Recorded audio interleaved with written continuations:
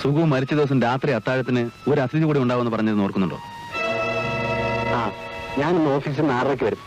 നമുക്കിന്നൊരു നാടകത്തിന് പോകാം. എന്റെ ഒരു സുഹൃത്തും ഉണ്ടാവും. അത് ഞാനായിരുന്നു.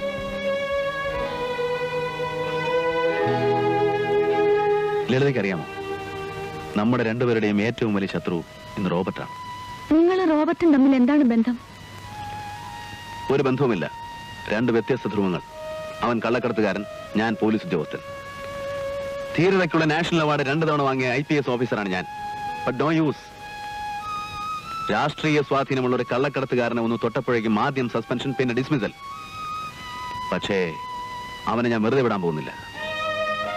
ആദ്യം ഞാൻ അവനെ അറസ്റ്റ് ചെയ്തത് കർത്തവ്യബോധം കൊണ്ടായിരുന്നു. പക്ഷേ ഇന്നെനിക്ക് പ്രതികാര ചിന്തയേ ഉള്ളൂ.